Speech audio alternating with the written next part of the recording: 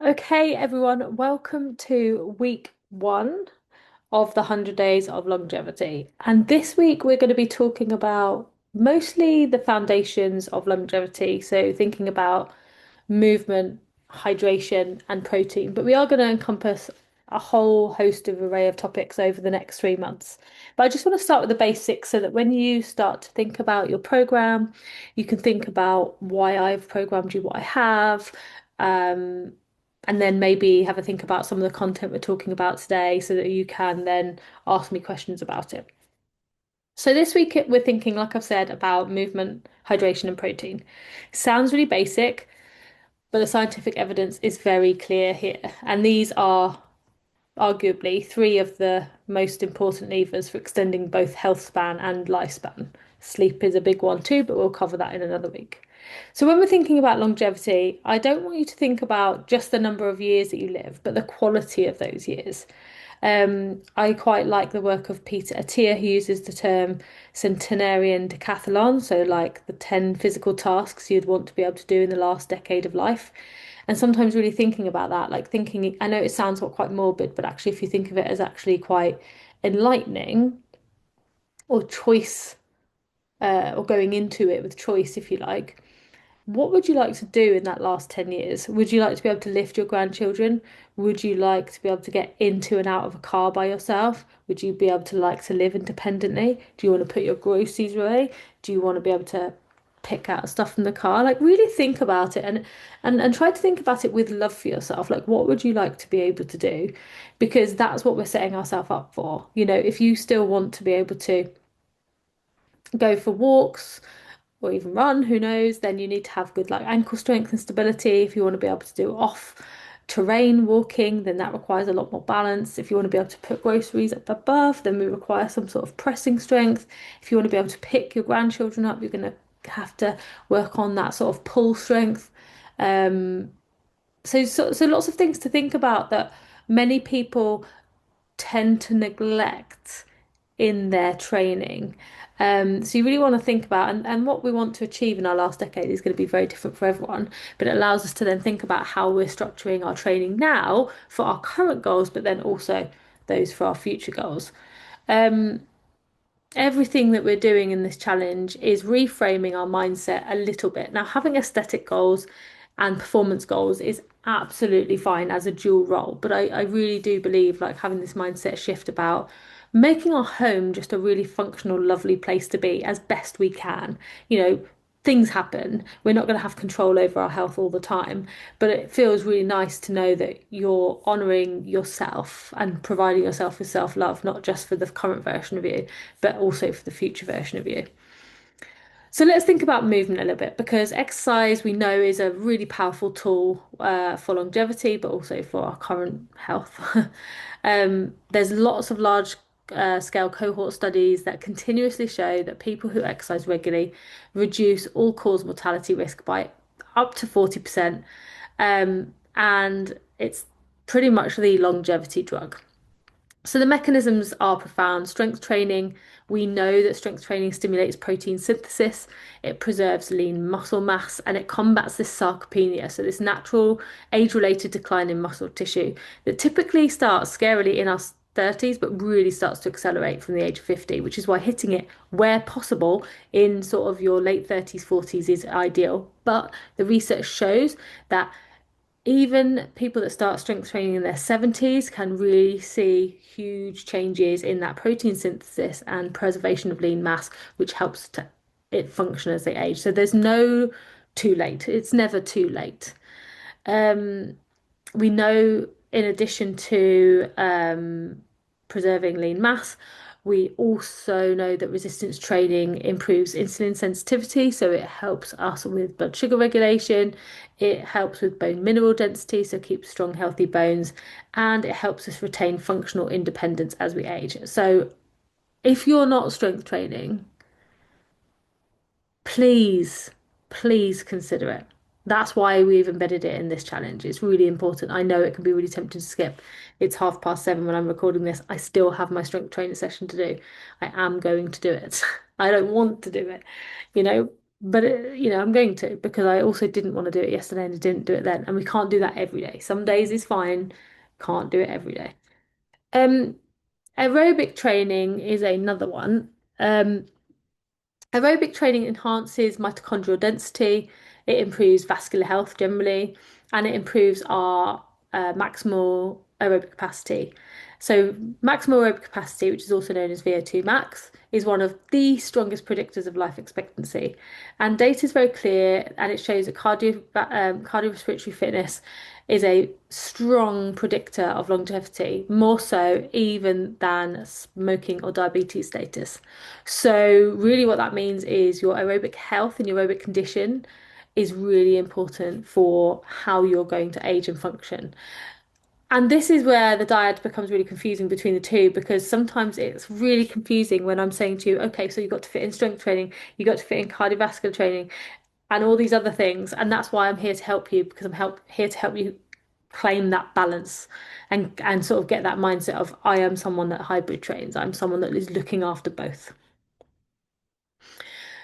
But we can't neglect our strength and mobility work, which is why I try to include some areas of strength and mobility or single leg work, lateral leg stability, some sort of like athletic movement, so plyometrics, for example, because stability and mobility work is known to reduce fall risk, which is especially critical as falls are one of the leading causes of morbidity in older adults. Now, many of us might not be quite there, but we will be if we don't look after ourselves now.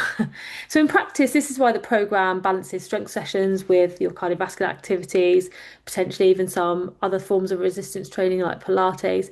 But strength training will give us that tissue power or the sort of power that required. Cardiovascular training will build that endurance and metabolic health, and with some areas of mobility. And other areas of sort of neuromuscular control via maybe some progressions in like jump mechanics or different types of movements. So when I have written your program, I have really thought about these areas.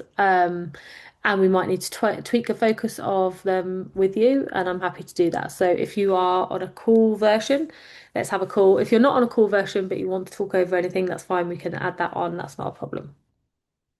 Protein. At midlife, protein needs to increase due to something that is known as anabolic resistance.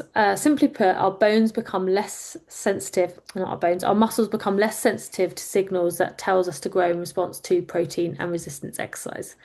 To overcome this, the recommendation is 1.2 to 1.6 grams of protein per kilogram for adults over 40 to 50 years old. But the problem is, if you haven't got into good habits eating protein in general, jumping from 1.2 to 1.6 is significantly difficult, especially since the uh, previous recommendation of dietary minimum is zero point 0.8 grams, which is the minimum to avoid deficiency. So all of us should be avoiding the minimum.